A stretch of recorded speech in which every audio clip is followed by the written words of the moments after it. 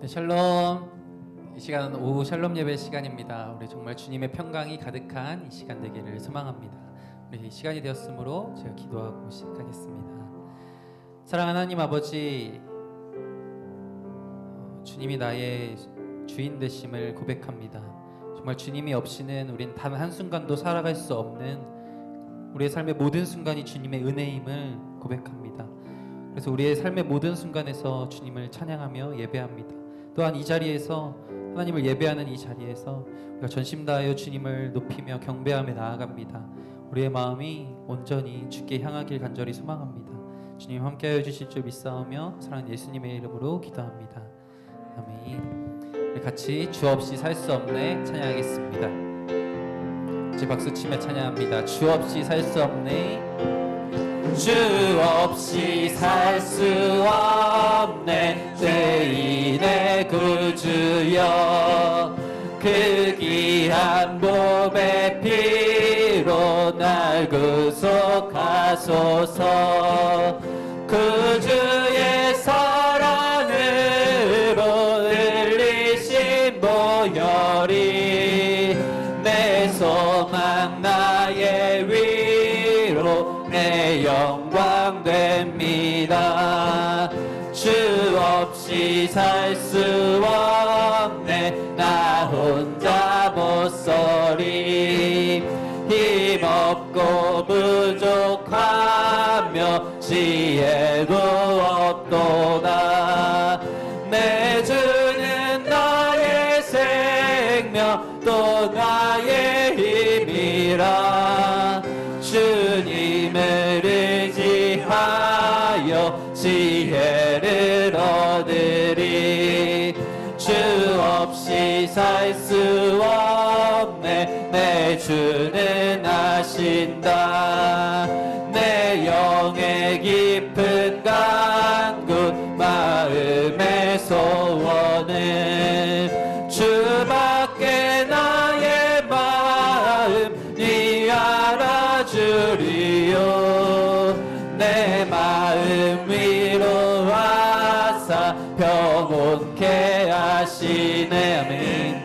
주 없이 살 수 없네, 세월이 흐르고 이 깊은 고독 속에 내 생명 끝나도 사나운 풍랑일 때 날 지켜주시니 내 곁에 계실 주. 1절 한 번 더 고백합니다. 주 없이 살 수 없네, 주 없이 살 수 없네, 죄인의 구주여. 그 귀한 몸의 피로 날 구속하소서.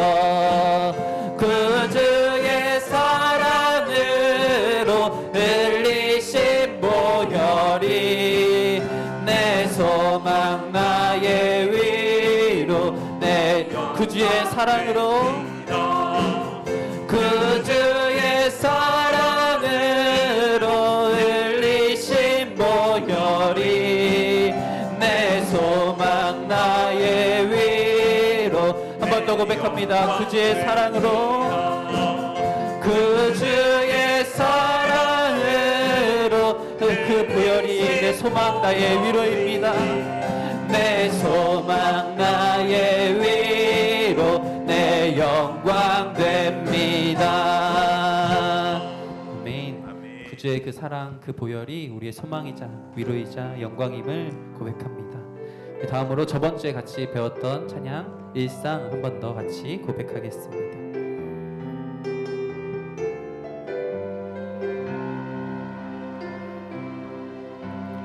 나를 보내사 서게 하신 곳, 가장 귀한 곳이 바로 이곳이라.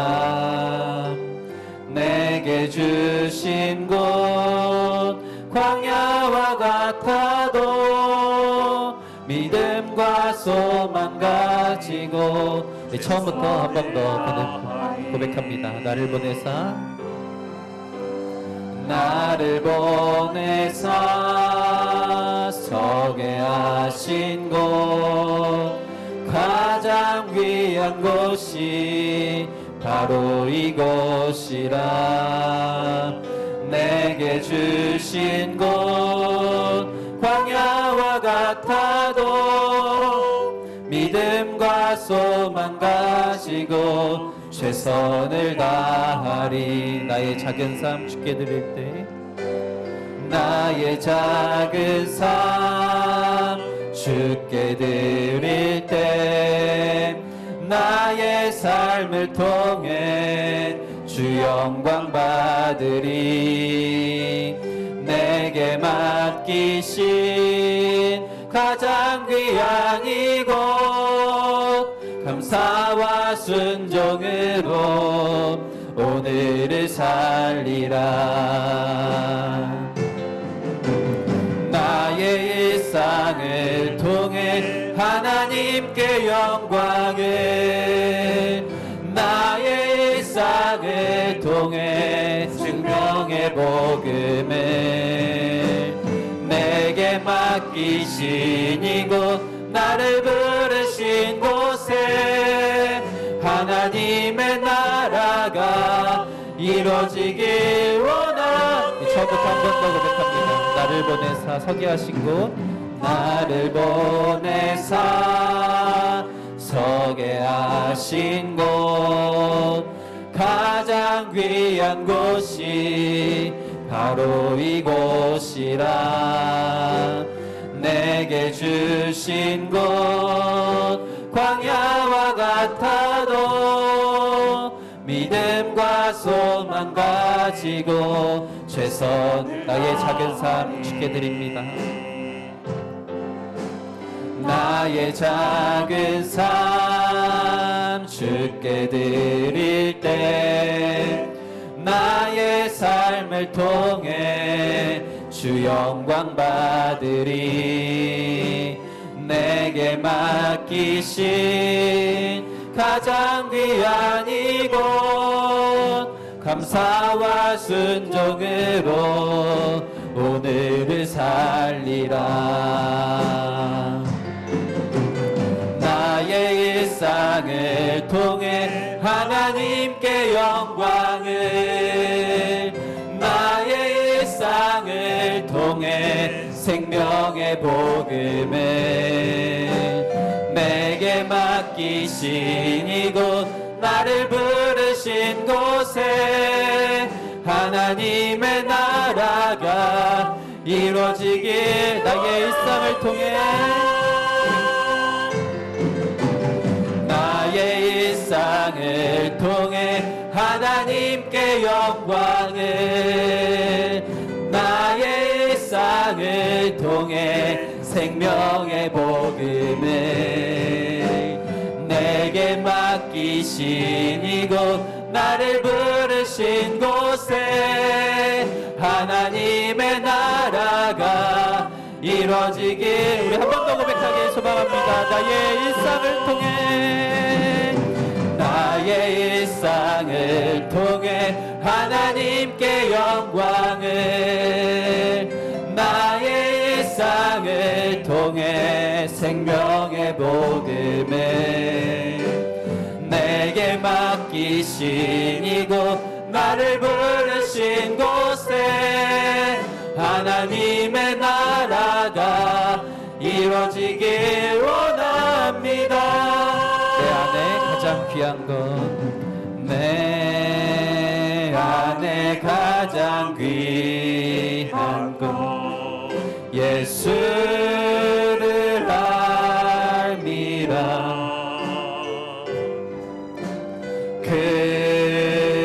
금보다 더 귀한 것 예수를 이것이 우리의 고백이 되길 소망합니다. 세상 지식보다 세상 지식보다 귀한 것 예수. 이 세상 그 어떤 것보다 우리 안에 가장 귀한 것이 예수 그리스도를 아는 것입니다. 내 안에 가장 귀한 것 예수를 알미라. 예수의 이름, 존귀한 그 이름, 예수의 이름, 존귀한 그 이름, 예수의 이름, 능력의, 한 번 더 고백합니다. 예수의 이름, 예수의 이름, 존귀한 그 이름, 예수의 이름. 마지막으로 한 번 더 고백합니다. 예수의 이름, 존귀한 이름, 예수의 이름, 존귀한 그 이름, 예수의 이름,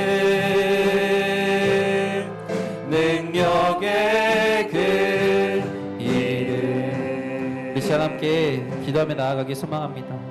찬양의 고백처럼 정말 주님 한 분만으로 우리는 만족하며, 아버지 주님, 이 세상 그 어떤 것보다 예수 그리스도가 가장 귀한 것입니다 라고 고백하지만, 우리의 일상과 이 주일의 예배의 삶이 때로는 동떨어질 때도 많이 있는 것 같습니다.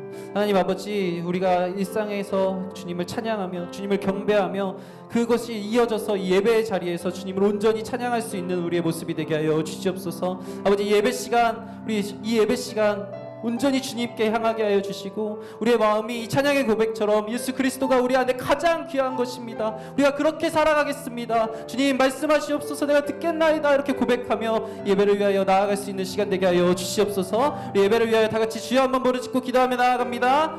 주여,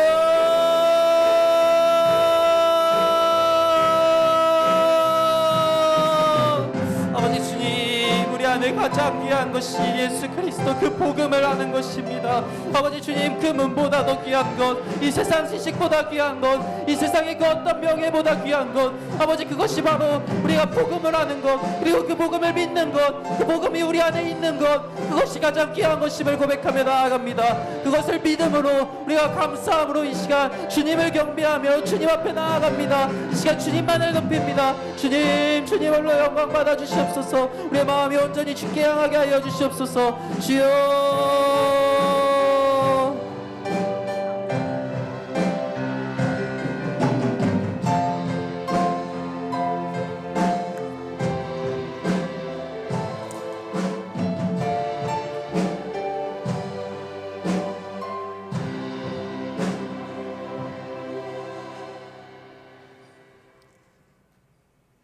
죄악으로 어두워진 이 땅 가운데 사랑의 선물 되어 빛으로 오신 예수님, 너무너무 감사합니다. 한 해가 저물어가는 12월, 어김없이 찾아온 성탄의 계절에 순결하고 흠없으신 우리 주님을 생각합니다. 우리를 향하신 하나님 아버지의 뜻을 이루기 위해서 주님이 행하신 모든 일들을 기억하길 원합니다. 또한 부활하시고 승천하시면서 주님께서 우리에게 부탁하신 그 사명을 기억하며 또한 순종하며 나아가길 원합니다. 광야와 같은 이 세상 속, 우리가 때로는 지치고 힘들고 어려운 상황 속에 놓여 있을지라도, 때로는 우리의 섬김과 헌신이 우리를 짓누르고 버겁게 할지라도, 주님께서 우리에게 맡겨주신 귀한 일들과 그 사명과 소명들을 기억하며 그 말씀 가운데 힘을 얻고 우리가 하나님 말씀 가운데 설 수 있는 저희들 되기를 원합니다. 하나님 아버지, 우리 가운데 선한 것은 하나도 없고 우리의 섬김이 때로는 우리의 자랑이 될 때도 있습니다. 부족하고 못난 저희들이지만 아버지께서 우리가 아버지라 부를 때 우리의 기도를 들으시고, 우리가 어렵고 힘들어 눈물 흘리고 하나님을 찾을 때 내가 너를 안다 하시며 늘 위로해 주시는 하나님 아버지의 손길을 또한 그 은혜를 기억하길 원합니다. 늘 함께 해주시고 늘 도와주시고 늘 사랑해 주시는 그 하나님의 그 사랑 앞에 우리가 더욱더 우리의 겸손한 마음으로 하나님 앞에 나아갈 수 있는 믿음의 지체들이 될 수 있도록 도와주시옵소서. 병들고 또 아프고 어렵고 힘든 그러한 여러 여건 속에서도 서로가 서로에게 힘이 되어주며 기도의 동역자가 되어주며 하나님 함께 복음을 전하는 그러한 귀한 믿음의 공동체가 될 수 있도록 도와주시고 성산의 지체들이 서로가 더욱더 섬기며 사랑할 수 있도록 인도하여 주시옵소서. 하나님 보이지 않는 곳에서 늘 수고하고 애쓰는 섬김들이 있습니다. 우리 하나님께서는 다 아시고 또한 갚아주실 줄로 믿습니다. 그러한 섬김과 헌신 앞에 또한 그 사랑 속에서 하나님 많은 성도들이 하나님 아버지 믿음을 지켜나가며 성장해 나아갈 수 있는 그러한 밑거름이 될 줄 압니다. 하나님 함께하는 공동체가 더욱더 사랑 안에서 성장해 가며 세워져 가는 그러한 멋진 공동체가 되어줄 수 있도록 인도하여 주시옵소서. 사랑하는 목사님과 교육자님들 또 당회원님들 또 권사님들 중직자들이 함께하여 주시옵소서. 참 어렵고 힘든 시간들을 보내고 계시지만 하나님 교회를 사랑하는 그 마음과 그 정성은 모두 다 같을 줄 압니다. 하나님 각자의 자리에서 하나님 앞에 충성하며 섬기는 그 손길들을 늘 기억해 주시고 기도하는 그 기도에 주님 응답해 주셔서 하나님 아버지 우리 교회가 더욱더 이 마지막 때에 하나님 앞에 쓰임받고 사랑받으며 또한 복음 위에 하나님 아버지 전진하며 나아가는 그런 교회 될 수 있도록 도와주시옵소서. 하나님 무엇보다도 우리 주일학교를 하나님 기억하여 주시기를 원합니다. 사랑하는 아가들부터 하나님 우리 청년에 이르기까지 모든 주일학교가 하나님 아버지 하나님 앞에서 정말 더욱더 성장해 가며 하나님을 제대로 알고 예수 그리스도의 복음을 전하는 그러한 믿음의 지체들이 될 수 있도록 도와주시옵소서. 하나님 위해서 섬기며 헌신하는 많은 선생님들이 있습니다. 하나님 선생님들의 수고와 노고를 기억해 주시고 하나님 늘 기도하며 섬기는 그 섬김들이 하나님 앞에 하나님 상급으로 하나님 아버지 갚아주시기를 간절히 원합니다. 하나님 아버지 주일학교가 더욱더 하나님 발전할 수 있도록 성장해 갈 수 있도록 우리 하나님 힘과 은혜를 더하여 주시옵소서. 하나님 아버지 몸이 연약한 우리 성산의 지체들이 있습니다. 육신은 연약해지지만 하나님 아버지 그 영은 더욱더 날로 새로워질 수 있도록 도와주셔서 하나님을 향하여 나아갈 때마다 하나님 그 천성을 향해 나아가는 그 영혼들의 발걸음이 더욱더 하나님 아버지 힘있게 하나님을 향하여 나아갈 수 있도록 도와주시고 교회를 출입하며 하나님 말씀을 들으며 예배하며 하나님 아버지 함께 교제 나누는 그 귀한 시간들이 하나님 아버지 있는 동안 하나님 늘 감사하며 기뻐하며 살아갈 수 있는 그러한 세대 될 수 있도록 주께서 인도하여 주시옵소서. 오늘 귀한 말씀을 전해주시는 우리 목사님께 은혜를 더하여 주시옵소서. 성령께서 진리의 영을 부어주시어서 하나님 우리를 진리 가운데로 말씀 가운데로 잘 인도할 수 있도록 성령님 함께하여 주시옵기를 간절히 원합니다. 하나님 말씀을 듣고 저희들 더욱더 새로워지며 더욱더 힘을 얻어서 한 주간을 하나님 앞에 복되게 살아가는 우리 사랑하는 성산 교회 지체들이 될 수 있도록 인도하여 주시옵소서. 모든 말씀 감사드리며 예수님의 이름으로 기도하옵나이다.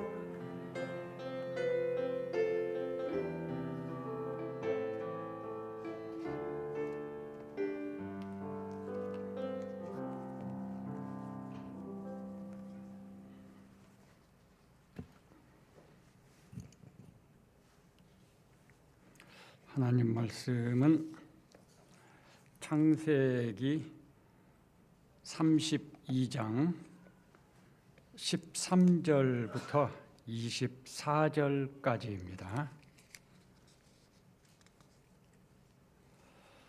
창세기 32장 13절부터 24절까지 제가 봉독하겠습니다.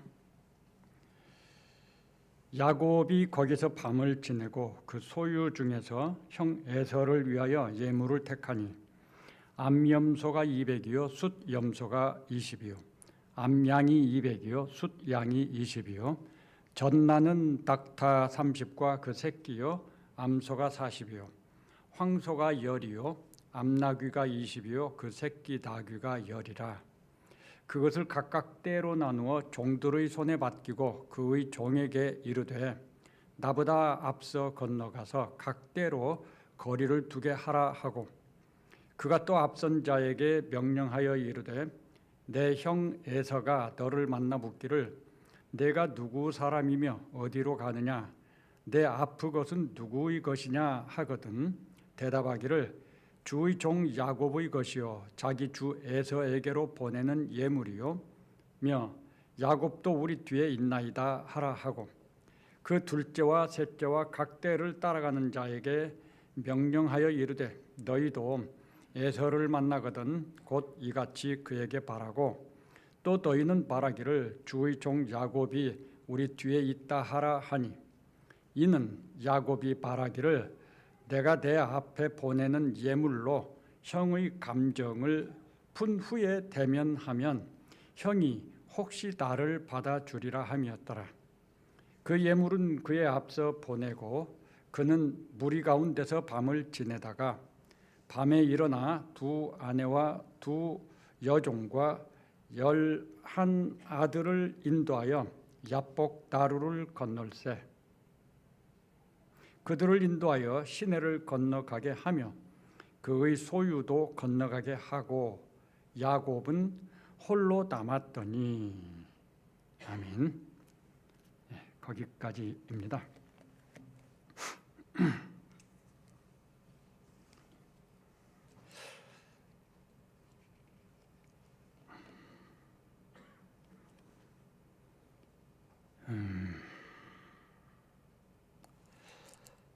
이 밤이라고 하는 시간은 특별한 의미가 있는 시간이죠.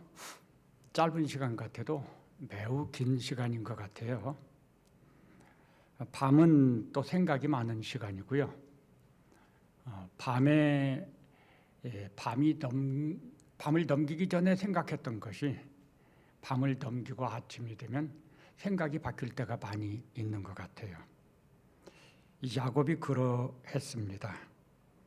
13절에 보면 야곱이 거기서 밤을 지내고 그 소유 중에서 형 에서를 위하여 예물을 택하니 이렇게 말을 하고 있죠.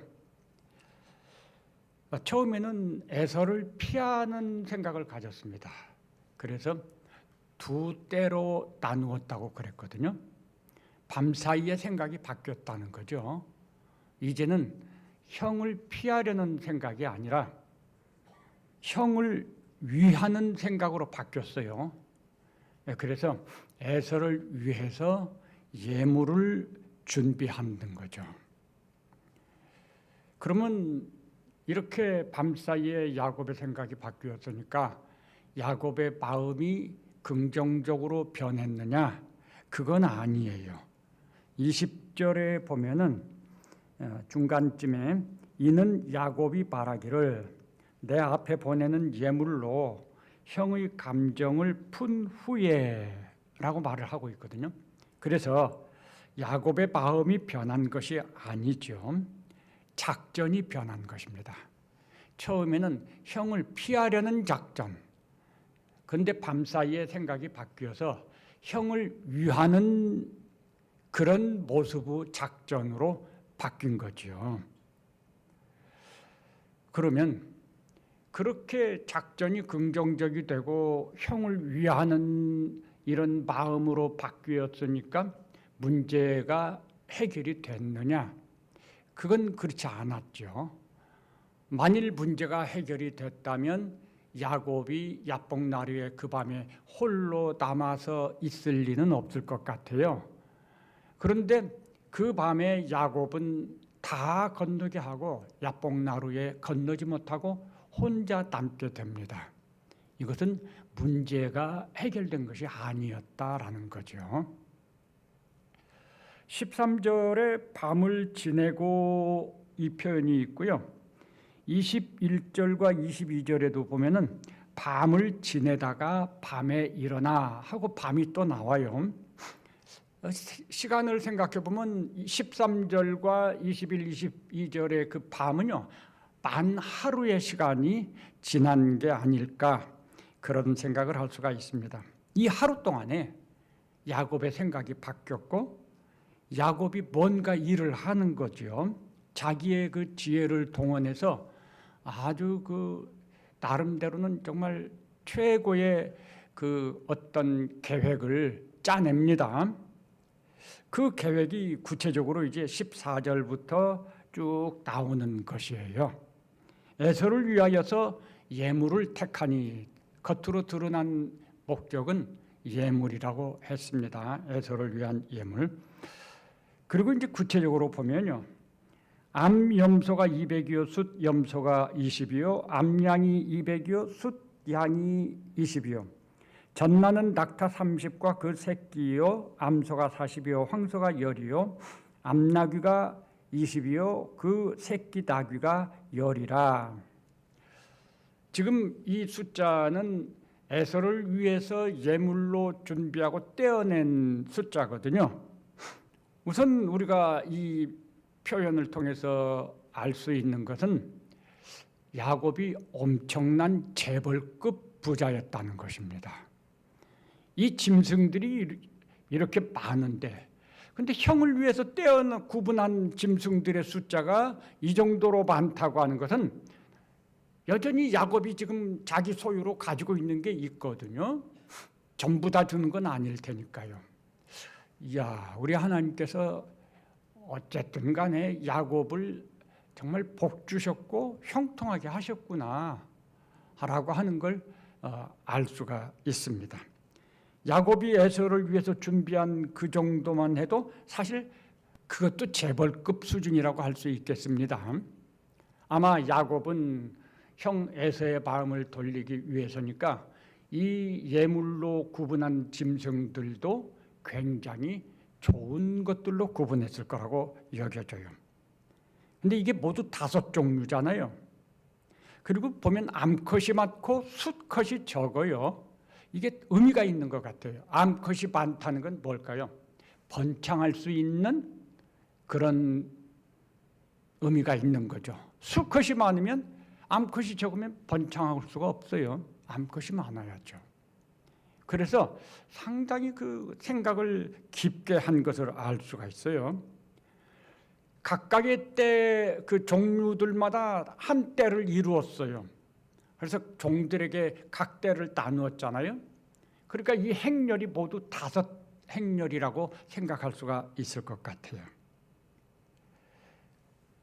성경 여기 설명해 보면은 이 한 때 한 때 모두 5때가 이제 야복 나루를 건너서 길을 가는데 때별로 구분을 해서 건너갑니다. 그리고 길을 갑니다. 그런데 이 때들과 때의 간격이 일정한 거리를 두고 가게 만들죠. 생각해 보면 이게 짐승의 때를 지금 거느리고 가는 거잖아요. 그러니까 짐승들이 우리 사람 같지 않잖아요. 짐승들은 길쭉하잖아요. 이 길쭉한 짐승들이 5대를 이루어서 그것도 일정한 거리를 두고 행진을 하는 것이니까 그 짐승들의 그 떼들의 전체적인 길이라고 하는 건 굉장히 긴 거리가 될 것 같아요. 게다가 이들의 행보는 아주 느릴 것 같아요. 빨리 갈 수 없는 상황이잖아요. 자, 야곱은 아마 거기까지 계산했을 것 같아요. 왜 그러느냐? 시간이 좀 더 지연되고 또 형을 만나는 그런 것들이 반복되고, 그런데 금방금방 지나가지 않고 이렇게 뜸을 들여가면서 만나고, 그렇게 만나는 과정 속에서 형은 이 야곱이 나에게 이렇게 엄청 많은 예물을 보내고 이 귀한 것들을 반복해서 그런 부딪힘을 통해서 에서의 마음이 조금은 이렇게 부드러워지기를 기대했었다. 이렇게 생각할 수 있을 것 같아요. 아주 볼만한 긴 행렬이 나오겠죠. 게다가 야곱이 그 각대를 이끌고 갈 종들에게 또 명령을 하죠. 에서가 만일 너희를 만났을 때 어떻게 대답하냐? 야, 이게 누구 것이고 어디서 오는 거냐? 라고 물어보면 너희들이 똑같은 대답을 해라. 이렇게 말을 해요. 이는 야곱이 말하기를 내가 내 앞에 보내는 예물 아니군요. 그 앞절에 18절에 보면 주의 종 야곱의 것이요 자기 주 에서에게로 보내는 예물이요 야곱도 우리 뒤에 있나이다. 이렇게 어떻게 말하라라고 아주 구체적으로 지시를 하는데요. 똑같이 다 그렇게 노래의 후렴처럼 반복합니다. 거기에 특별한 표현이 하나 있죠. 자기 주 에서를 호칭할 때 주라는 말로 이렇게 또 호칭을 하라라고 명령을 합니다. 야곱의 생각은 무엇입니까?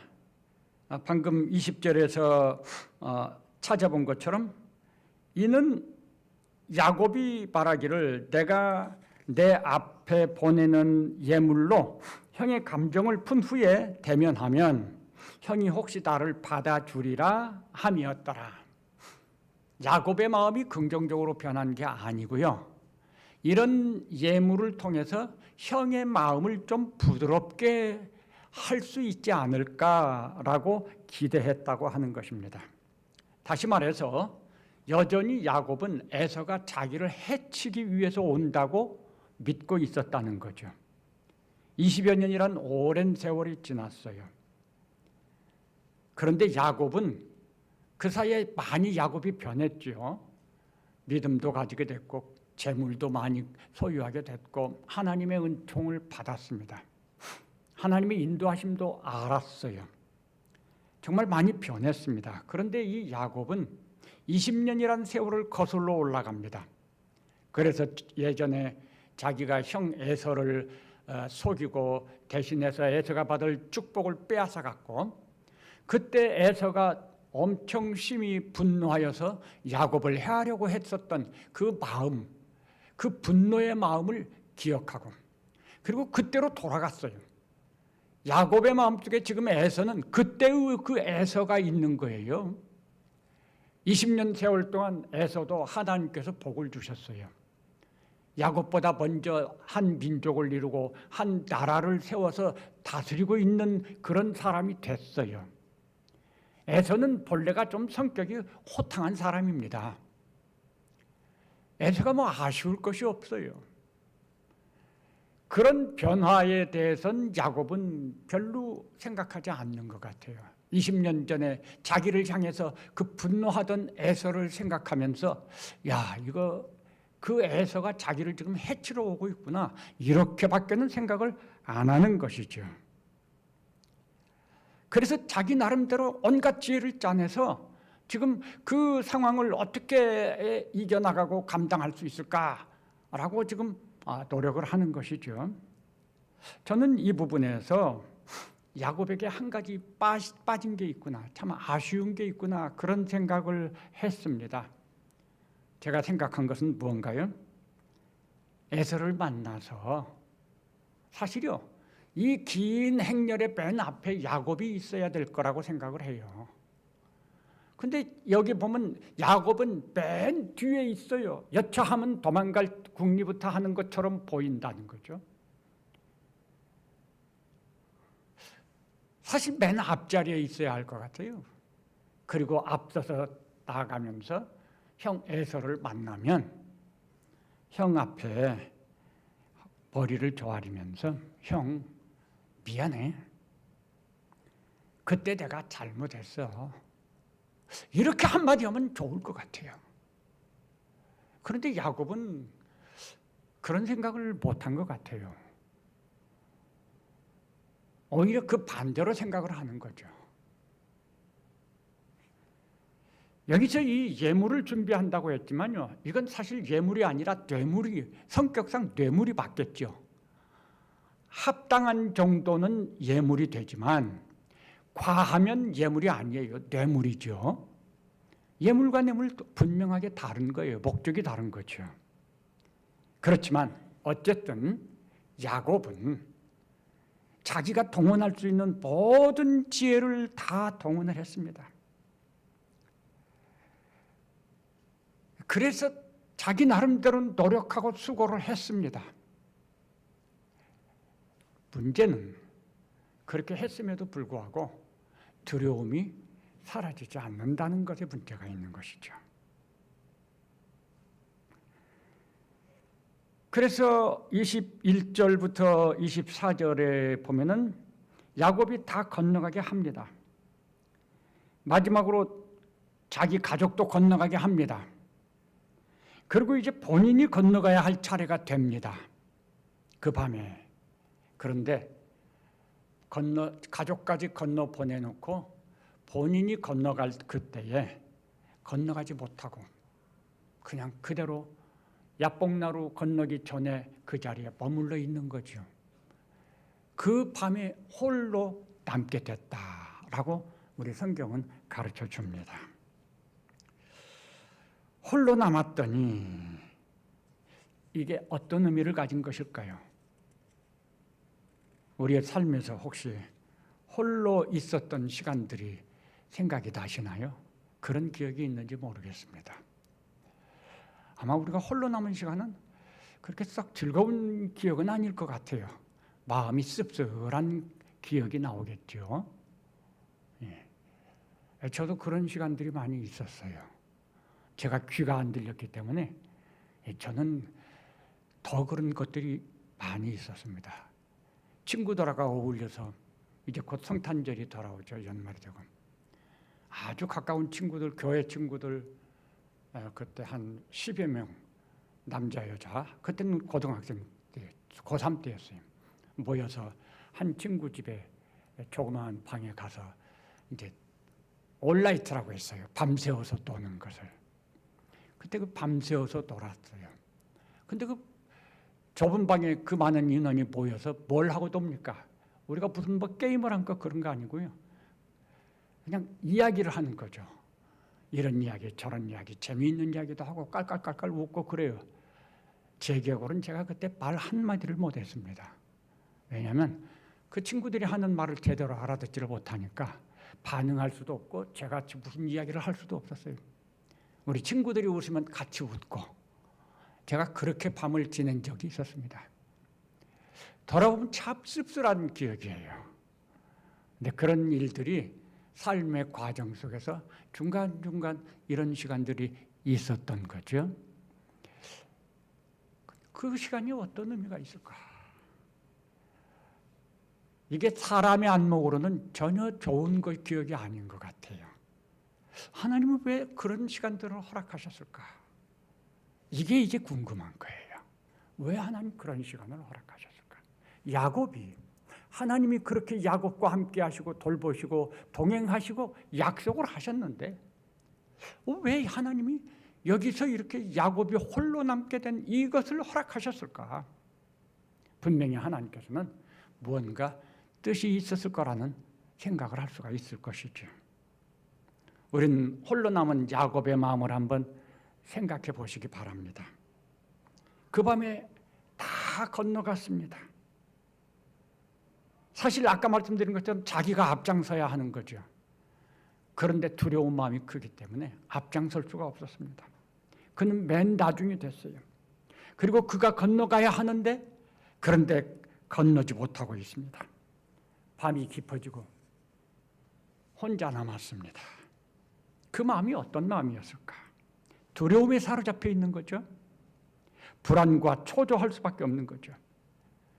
이렇게도 저렇게도 못하는 방황하는 마음을 가졌을 수 있겠죠. 어쩌면 천상천하에 다 혼자밖에 없구나 외로움과 절망을 느꼈을 수도 있을 것 같아요. 20년 전에도 고향을 떠나서 하란으로 출발할 때 그렇게 혼자 된 밤이 있긴 있었어요. 그런데 그때는 이런 식으로 춥지 않았던 것 같아요. 20년 후에 가족이 있고 종들이 있고 소유들이 많이 있지만 다 앞서 보내고 혼자 남은 이 밤은 너무 두려워가지고 덜덜 떠는 추운 밤이 될 수밖에 없었던 것 같아요. 생각해보면 이 다 야곱에게 있어서 정말 이 밤은 절망의 시간이었겠죠. 인간의 모든 지혜와 능력과 수고가 아무 힘이 없다는 것을 인정해야 하는 그런 절망의 시간이었을 것 같아요. 그동안은 그렇게 살았어요. 그리고 나름대로 문제를 해결한다고 생각하고 살았어요. 형통하기도 했거든요. 그런데 지금 여기서는 그게 아무 쓸모가 없는 거예요. 아무 도움이 되지 못하는 거였어요. 그냥 절망할 수밖에 없었죠. 자, 야곱이 왜 그런 상황을 만나야 하는 것이죠? 홀로 남았더니 이 말은 인간의 모든 수고와 지혜와 능력이 끝이 났다는 것을 말합니다. 아무런 힘도 지혜도 도움도 되지 못한다는 걸 말하는 거죠. 절망입니다. 사실 이 세상 사람들은 이런 절망의 상황을 만나면 스스로 삶을 포기하는 일들이 많습니다. 그럴 수밖에 없어요. 어떻게 살아가죠? 살아갈 힘이 없는 거니까요. 홀로 남은 시간, 이것이 무슨 의미를 가진 것일까? 그것은요, 야곱의 진짜 문제가 무엇인지를 알려주는 시간입니다. 야곱의 진짜 문제가 뭘까요? 말씀드린 것처럼 야곱은 그동안 자기가 살아온 방식 그대로 자기의 생각, 자기의 지혜, 자기의 어떤 잔꾀 이런 것들을 의지하고 그런 것들을 가지고 지금 문제를 해결해 보려고, 자기 두려움의 문제를 해결해 보려고 참 노력을 했어요. 그러나 그 노력이 아무런 효과가 없었습니다. 두려움이 사라지질 않았어요. 이게 나타내 주는 게 있어요. 이게 뭘 나타내 주느냐? 마태복음 6장 31절부터 33절을 한번 찾아보시겠습니다. 마태복음 6장 31절부터 33절입니다. 거기 보면요. 그러므로 염려하여 이르기를 무엇을 먹을까 무엇을 마실까 무엇을 입을까 하지 말라. 이는 다 이방인들이 구하는 것이라. 너희 하늘 아버지께서 이 모든 것이 너희에게 있어야 할 줄을 아시느니라. 그런즉 너희는 먼저 그의 나라와 그의 의를 구하라. 그리하면 이 모든 것을 너희에게 더하시리라. 예수님의 말씀이죠. 이 말씀은요, 세 가지 교훈을 해줍니다. 첫째는 염려는 이방인의 일이다 라고 가르쳐 줍니다. 우리가 수없이 많은 염려 가지고 살죠. 그 염려는요, 믿는 사람들에게는 합당하지 않다는 거죠. 염려하는 것은 이방인들이 하는 일이라는 거예요. 바꿔 말하면은 염려하는 것은 믿음이 없는 사람의 일인 거예요. 믿지 않는 사람들이 보여주는 행동인 거예요.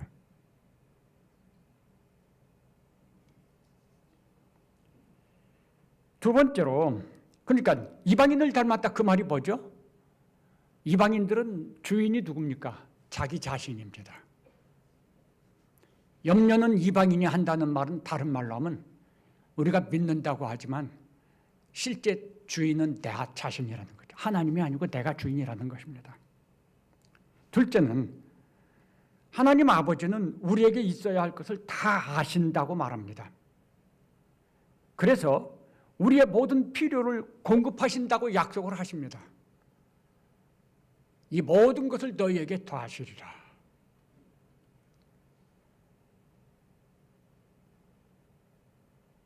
셋째로, 그럼 누구에게 하나님이 그렇게 공급하느냐?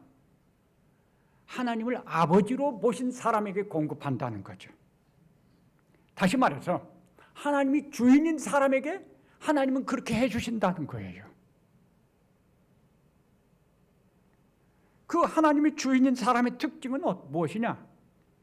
무엇을 입을까, 무엇을 먹을까 염려하는 그런 사람이 아닙니다. 그건 이방인이 하는 것이니까요. 하나님을 아버지로, 하나님을 나의 주인으로 모시고 사는 사람의 특징은 먼저 그의 나라와 그의 의를 구한다고 말을 했습니다. 하나님의 나라를 구합니다. 하나님의 뜻을 구합니다. 왜요? 주인이시니까. 주인이시니까. 내가 나의 주인이 아니고 하나님이 나의 주인이니까. 그러면 상대적으로 나는 종이죠. 종이 먼저 하는 일은 항상 주인에게 찾아가서 주인의 뜻을 묻고 내가 주인의 뜻을 따라서 무엇을 해야 할지를 아는 것이죠. 그래서 그 주인의 뜻을 따라서 사는 것이죠. 이게 종의 모습인 거죠. 이방인은 주인이 자기예요. 믿음이 있다고 하지만 염려하는 것은 이방인의 일이다. 믿음이 없는 모습이다. 즉 자기가 자기의 주인인 것이다 라고 지금 가르쳐주고 있는 거죠. 야곱에게 우리가 이 오늘 말씀을 보면은 혹시 생각하셨는지 몰라요. 뭐가 하나 빠진 게 있어요. 지금 바로 그 앞부분에서는 야곱이 형 에서를 피해서 두 때로 나누고 막 그렇게 했어요. 똑같아요. 자기가 자기 지혜로 하는 건 똑같아요. 그런데 앞부분에서는 기도가 있어요. 하나님 도와주세요 하고 기도하죠. 그런데 여기서는 형을 위해, 에서를 위해서 예물을 준비한다고 하고 아주 뭐 대단한 준비를 했어요. 그런데 이 밤에는 하나님 도와주세요 기도가 없어요. 왜 그러죠? 이때도 기도할 수 있는 거 아닌가요? 근데 기도가 없어요. 기도가 없다는 것이 무엇을 의미합니까? 자기가 주인인 거죠. 자기의 지혜와 자기의 모든 능력을 동원해서 다 해봤어요. 그런데 두려움은 없어지지 않고 절망입니다. 그러니까 기도할 수가 없는, 기도하지 않는 거예요. 주인은 모든 책임을 자기가 지는 거잖아요. 자기가 결정하는 거거든요. 하나님이 주인이면 하나님 도와주세요 할 수 있는데 주인이 자기이기 때문에 자기가 다 노력을 했고 수고했고 그런데 열매가 없고 소득이 없고 효과가 없어요. 이제는 더 이상 어떻게 해볼 도리가 없는 거예요. 야곱에게 기도는요, 자기를 위한 수단이요, 방편이었죠. 그런데 자기의 모든 노력이 끝난 다음엔 아무것도 할 수가 없는 거죠. 기도가 없다는 것이 나타내 주는 것이 뭘까요? 자기가 주인이라는 것입니다. 야곱의 진짜 문제는 홀로 남은 이 시간이 가르쳐주는 그것은 야곱의 진짜 문제가 무엇이냐 하는 거죠. 야곱의 진짜 문제는 뭐죠? 자기가 주인이라는 것입니다. 하나님이 야곱을 위해서 존재하느냐, 야곱이 하나님을 위해서 존재하느냐의 차이예요. 야곱은 자기가 주인이거든요. 하나님이 자기를 위해서 존재하는 거예요. 이 질문은 우리들에게도 중요한 질문이에요. 우리 하나님 믿는다고 말을 하거든요. 우리의 믿음은 어떤 성격이에요? 하나님이 나를 위해서 존재하는 믿음입니까? 아니면 하나님을 위해서 내가 존재하는 믿음입니까? 하나님이 나를 위해서 존재한다면 주인은 나예요. 하나님을 위해서 내가 존재한다면 주인은 하나님인 거예요. 우리 믿음은 어떤 믿음이에요? 하나님이 주인이라면 우리는 마태복음에 있는 말씀처럼 하나님 아버지를 믿고 그렇기 때문에 염려하지 않아요. 우리는 먼저 그의 나라와 그의 의를 구하고 그것을 하려고 하지요. 먹고 마시고 입는 것은 하나님 아버지가 공급해 주신다고 약속했으니까 맡기고 빚고 그것 때문에 염려하지 않아요. 이렇게 살게 되는 거죠. 하나님이 주인이라고 믿으면 당연히 우리는 종인 거예요. 충성된 종은 어떤 사람이죠? 말씀드린 것처럼 주인의 뜻을 먼저 알고자 하죠. 주인에게 말씀을 듣고 그리고 그 주인의 뜻을 행하려고 하는 거죠. 이게 충성된 종인 거예요. 우리의 믿음은 나를 위해서 하나님을 믿는 믿음인가요? 하나님이 존재하는가요? 하나님을 위해서 내가 존재하고 그런 믿음인가요? 이건 중요한 문제이고 아주 다른 것입니다. 내가 주인이기 때문에 내 삶의 모든 문제에 대해서 내가 책임을 져야 되는 거죠. 우리는 내일 일을 알지 못합니다. 내일 일을 알지 못하는데 내 삶에 다가올 그 수없이 많은 염려들을 무엇이 있을까를 알 수 있으면 그걸 어떻게 준비할 수 있겠습니까? 그 우리가 준비한다고 해서 그 준비가 제대로 된 준비라고 말할 수 있는가요? 어느 누가 그걸 자신할 수 있어요? 우리가 정말 깨달아야 되는 것은 내가 주인이 되는 것처럼 가장 어리석은 것이 없다는 것입니다. 세상은 우리 자신이 스스로의 주인이 되라고 항상 가르치고 강조합니다. 수없이 많은 인문서적들을 통해서 그렇게 가르치고 있어요. 그것이 무슨 최고의 지혜인 것처럼 가르칩니다. 근데 그런 가르침이야말로 성경의 말씀과는 정반대되는 것이라고 하는 것을 우리는 깨달아야 돼요. 그런 우리 자신을 위한다는 이름 속에서 우리에게 가까이 들려오는 그런 가르침들을 우리는 분별해내야 돼요.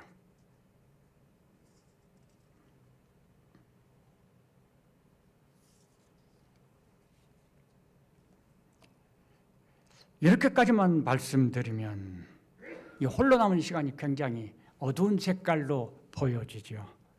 그런데 사실은요, 아까 물어봤죠. 하나님 왜 이런 시간을 허락하시는가? 우리의 인생길에 홀로 남은 시간을 경험한다면 하나님 무슨 뜻이 있어서 그것을 경험하게 하실까? 질문할 수밖에 없어요. 야곱의 이야기를 통해서 우리가 깨닫는 것은 홀로 남은 시간은 진짜 은혜의 시간이라고 하는 것입니다. 하나님이 주신 은혜의 기회예요. 자기가 주인인 사람은 자기를 믿는 사람이죠. 방금 말씀드린 것처럼 이건 성경의 가르침과는 정반대되는 것입니다. 성경에요, 자기가 주인인 사람의 최초의 시작을 한 사람이 있어요.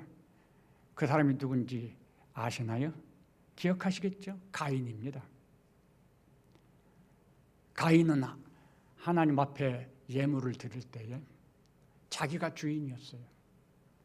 아벨은 믿음으로 하나님께 예물을 드렸지만 가인은 자기가 주인으로서 자기 노력을 그 수고에 그것을 가지고 당당하게 하나님 이렇게 드렸던 것이죠.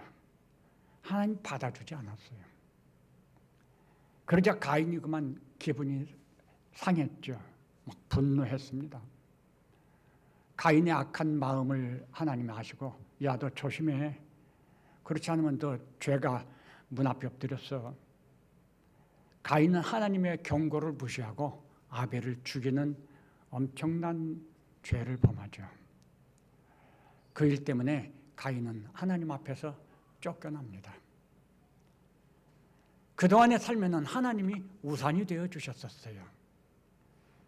그런데 하나님 앞에서 쫓겨나니까 가인은 더 이상 우산이 없었습니다. 세상을 살아가는데 우산이 필요한 건데 우산이 없어졌어요. 가인이 하나님 앞에 쫓겨날 때 무슨 말을 했죠? 아이고, 내가 이제 하나님 앞을 떠나서 이 땅을 유리하게 되었는데 누군가가 나를 죽일까 두렵습니다. 이렇게 말을 했어요. 생각해 보세요. 그때 누가 있었습니까? 아담과 하와와 가인, 이렇게밖에 없었습니다. 이 문제를 인간적으로 이해하려고 어딘가 다른 데 또 사람들이 있었을 것이다. 이 사람들 말고 또 누군가 나왔을 것이다. 이렇게 자꾸 설명하려고 하는데 그건 성경적인 설명이 아닙니다. 그땐 세 사람밖에 없었습니다. 그럼 가인이 한 말이 무슨 뜻이에요? 누가 나를 죽일까 두렵다니요. 이게 어떤 의미를 가진 거죠? 하나님을 떠나서 자기가 자기의 주인이 되어서 사는 사람의 근본 마음을 알려주는 거죠. 인간의 마음은 자기가 주인이 되면 뭐 멋져 보이는 것 같지만 두려움과 염려로 가득 차게 된다는 거죠. 문제는 가인 안에 있는 것이었던 거예요. 누가 갖다 주는 문제가 아닌 거예요. 아무도 없는데 두려움이 생긴 거예요. 야곱도 그래요.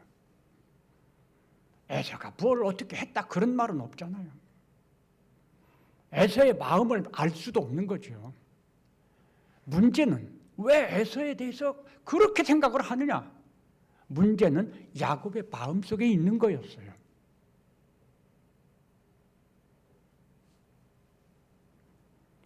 이 야곱의 마음, 이게 뭘 의미한다고요? 주인이 자기였다는 거죠. 이게 바뀌어야 되는 거예요.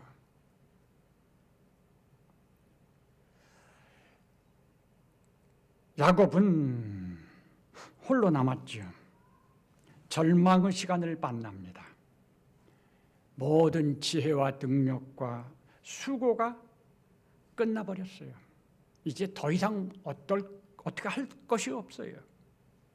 이렇게 홀로 남은 시간, 이게 진실로 하나님이 허락하시는 은혜의 기회라고 하는 것. 물론 모든 사람들에게 다 그런 건 아니에요. 그러나 어떤 사람에게는 그렇게 주어지는 것이죠. 왜냐하면 자기에 대해서 절망을 하는 것, 나에 대해서 절망해야만 자기를 부인할 수 있게 되는 거거든요. 나에 대해서 절망하지 않으면 뭔가 조금이라도 내 손에 들고 있는 것이 있으면 100% 자기 부인이 되지를 않아요. 틈만 나면 다시 또 이것을 의지하게 되는 것이 우리 인간의 죄성이에요.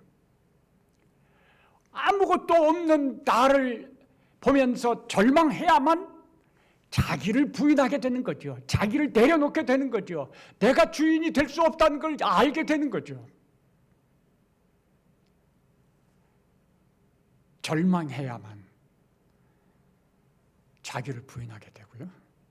자기를 부인하게 되면 그 다음에 뭐가 있어요? 둘 중에 하나예요. 죽던가 주인을 바꾸던가. 둘 중에 하나입니다. 하나님의 내가 내 주인의 자리에서 나를 부인하고 내려오고, 그리고 주인의 자리에 하나님을 주인으로 모실 때 비로소 하나님의 역사가 시작이 됩니다. 이거 이렇게 바꿔져야만 하나님의 역사가 시작이 되고요. 그러면 그동안엔 뭐죠? 야곱에게 하나님을 알려주는 시간이죠. 나는 이런 존재다. 그리고 그런 것으로 인해서 하나님을 알고 경험하고 믿게 됐어요. 그런데 가장 마지막 중요한 문제가 걸려 있는 거예요. 주인이 자기라는 거죠. 이 문제가 바뀌어져야만 고향에 들어갈 수 있는 거예요. 세상에 왔다가 가는 모든 사람들은 결국 누구라도 혼자 남는 시간을 만나게 됩니다. 그동안에 그런 시간이 없었을지 몰라도요, 반드시 우리가 만날 수 있어요. 그게 언제죠? 죽음의 시간입니다. 이 세상에 죽음을 이길 수 있는 사람은 없어요. 죽음을 회피할 수 있는 사람도 없습니다. 모두 다 똑같이 죽음을 당합니다. 모두 다 죄인이라는 것을 증거하는 거죠. 죽음의 시간이 어떤 시간입니까?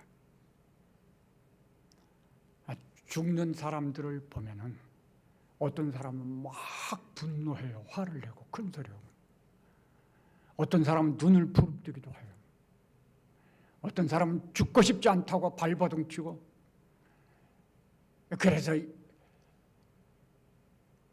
자기가 조금이라도 더 생명을 유지하기 위해서 뭐 온갖 수단을 다 지혜를 동원하고 하지요. 그러다가 그만 가정이 그냥 형편없이 변하는 경우들도 나와요. 죽음을 평화롭게 맞이하는 사람은 흔치 않아요. 그래서 우리 성도들이 기도하는 것 중에 하나가 평안한 죽음을 원하는 기도를 종종 하지요. 누구든지 다 거쳐야 되는 이 죽음이 뭐냐? 그게 이 시편 23편 4절에서 말하는 사망의 음침한 골짜기를 통과하는 시간인 것입니다. 사망의 음침한 골짜기는 어떻게 통과하지요? 아무도 같이 하지 못합니다. 혼자서 가는 길이에요. 이 세상에서 내가 의지했던 것 어느 것도 가지고 갈 수 없어요. 도움을 받을 수 있는 게 아무것도 없어요. 그냥 홀로 가야 되는 시간인 거죠. 그렇기 때문에 우리는 죽음 앞에서 다 두려워하게 되는 것입니다. 그러면 평안은 가질 수 없나요? 시편 23편 4절은 그렇게 말하죠. 내가 사망의 음침한 골짜기를 다닐지라도 두려워하지 않는 것은. 두려워하지 않을 수 있어요. 평화롭게 갈 수 있어요. 어떻게 해요? 목자와 함께 있어서 목자의 인도를 따라가면 평안하다고 말합니다. 결국 죽음을 앞두고 홀로 있는 그 시간을 만났을 때 그래도 두려움에 빠지지 않고 평화를 가질 수 있는 그 방법은 딱 한 가지예요. 내가 주인이 아니라 목자가 나의 주인이 돼서 나를 인도하고 나는 따라갈 때 그때 평화할 수가 있는 거죠.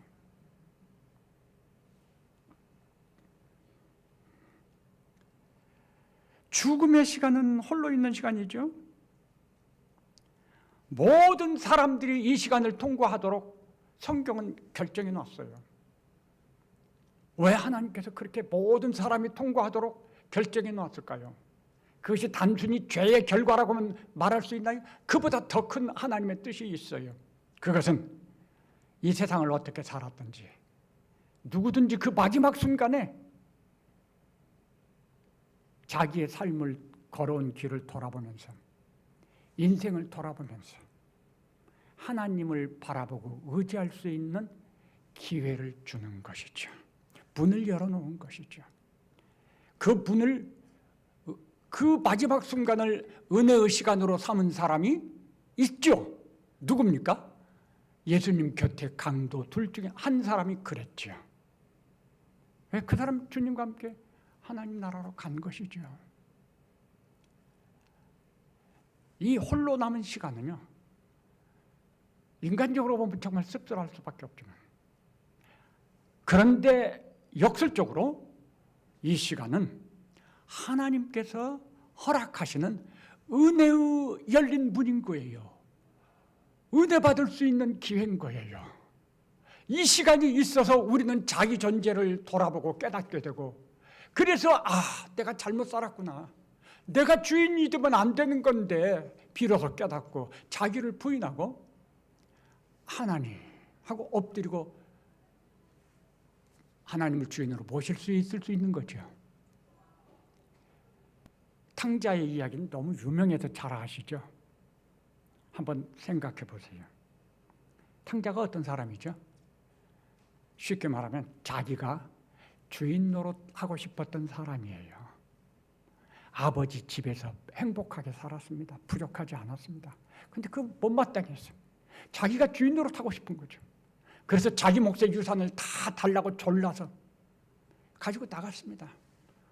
내가 주인 노릇하면서 이거 가지고 내가 떵떵거리고 살고 내가 성공하며 살고 그러겠다는 거죠.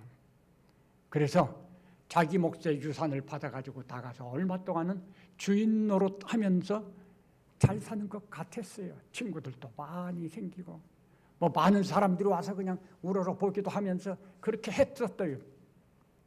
그러다가 시간이 지나면서 돈 다 떨어졌죠. 가진 것 없어지니까 친구들도 없어졌어요. 이제는 뭐 어떻게 할 도리가 없어요. 그래서 결국 간 데가죠. 돼지우리죠. 돼지가 먹는 열매를 양식으로 먹으면서 인간 이하의 삶을 살게 됐어요. 절망이죠. 절망이었어요. 그런데 그 마지막 절망의 순간에 이 둘째 아들이 기억을 하게 됩니다. 어떤 기억이죠? 아버지 집에 있었을 때는 좋았는데 내가 주인이 아니라 아버지가 주인이어서 그 아버지의 돌보심과 그늘 속에서 살았을 때는 행복했었는데 이 생각을 하게 됩니다. 사실은요, 일반적으로 많은 사람들은 이 생각이 들어도요 돌아오지 못해요. 마음속에 어떤 생각이 드냐면 너 지금 그렇게 해놓고 집에 돌아갈 수 있어? 뭐 안 돼. 못 돌아가. 염체가 있지. 응? 그 네가 그렇게 돌아간다고 해서 받아줄 것 같냐? 안 받아줘. 이런 소리가 어디선가 막 들려와요. 그러면 그 소리가 너무 그럴듯하지요. 그래서 돌아오는 것을 포기하는 사람들이 있어요. 이게 사탄이 우리를 미혹하는 소리예요. 하나님은 그런 분이 아니니까요. 우리가 혹시라도 인생에서 어려움을 만나고 홀로 있는 남는 시간이 됐을 때 그런데 아버지 집이 좋았는데 내가 다시 믿음으로 돌아가야 이런 생각 들었는데 스스로 자책하고 스스로 넘어뜨리는 그런 소리가 들리면요 그거 하나님께서 하시는 음성 아니란 걸 분별해야 돼요. 그건 사탄이 우리를 넘어뜨리기 위해서 주는 소리예요. 그건 거절하세요. 아니야. 하나님, 내가 알고 내가 믿는 하나님은 그런 분이 아니야. 하나님 나를 사랑하시는 거야. 용기를 내셔야 돼요. 둘째 아들은 그 용기를 내게 하는 게 뭐냐면 아버지 집에 있을 때 좋았었다라고 하는 그 기억이에요. 조금 시간이 갔는데 그저 양념으로 몇 마디만 말씀드리면 우리 유년 시절에 주일학교에서 정말 즐겁게 교회 생활하는 거예요. 정말 중요한 거예요. 학생회 때 수련회 가서 캠프파이어 하면서 사실 별거 아닌 거예요. 사실은 상당히 자기적인 부분도 있고 그럼에도 불구하고 그 캠프파이어를 하면서 종이에 자기의 제 몫을 쳤고 거기다가 불에 던져서 태우면서 그냥 눈물을 흘리면서 그 기억, 그 좋았던 기억 그거 아무것도 아닌 게 아니에요. 우리 부모님들과 함께 가정에서 어떤 어려움이 있든지 우리 가정은 평안해야 돼요. 우리 자녀들을 포용하고 받아주고 자녀들의 마음을 격려할 수 있는 이 평안이 있는 곳이 우리 가정이어야 돼요. 따지고 막 비판하고 막 몰아붙이고 이런 것이 우리 가정이 되면 안 돼요.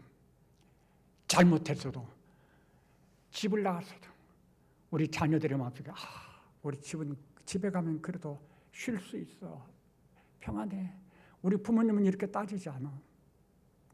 자기를 받아주는 부모님이 있는 가정. 그러면요, 자녀들이 밖으로 돌질 않아요. 자녀들은 집으로 돌아오게 됩니다. 교회가 그래야 돼. 우리가 믿음의 삶에서 좀 더 멀어질 수 있는 시간들이 있어요. 그러나 그렇게 멀어졌다가도 우리의 삶에 이 홀로 있는 시간이 됐을 때 우리의 마음속에 그래도 교회에 갔을 때가 좋았어.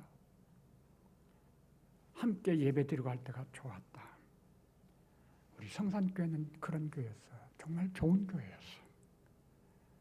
이런 마음이 들어야 돼요. 이런 기억이 들어야 돼요. 탕자가 그랬어요.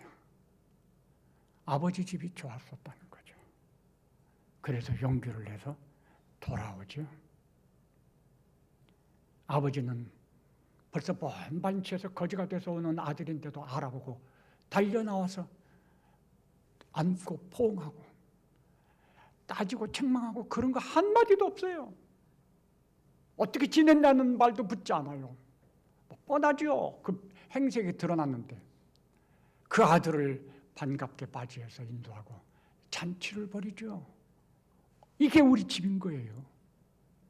이게 우리 교회일 거예요. 이 마음이 우리 마음이 돼야 하는 거예요. 잔치를 벌여줄 수 있는 마음.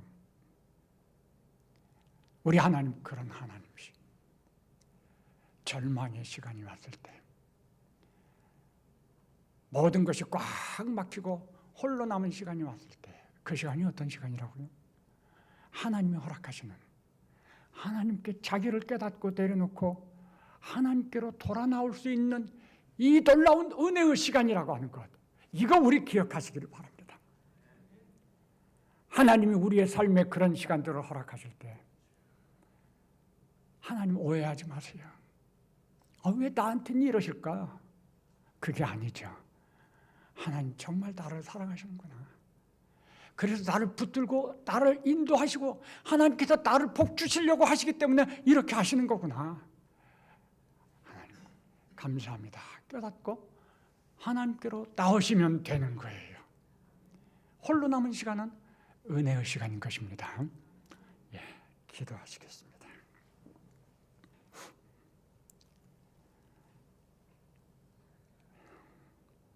삶이 권고할 수밖에 없다고 하는 것 인정합니다. 그런 원인 중에 한 가지는 내가 나의 주인이 되었기 때문이라고 하는 것을 깨닫게 해주시니 감사합니다. 하나님이 나를 위해서 존재하는 것이 아니고 내가 하나님을 위해서 존재하는 이 믿음을 가져야 한다는 거 깨우쳐 주셨습니다. 우리의 삶이 어떠했든 이제는 우리 하나님을 주인으로 모시기를 결심할 수 있게 도우시옵소서. 하나님은 우리 주인이 되셔야만 우리의 삶이 앞의 길들이 복되게 열리고 우리의 마음 가운데 평안이 있다고 하는 것 주님 분명하게 인정합니다. 성령 하나님, 우리의 마음을 온전히 주장하여 주시옵소서. 우리 안에 먼저 하나님의 뜻을 이루시옵소서.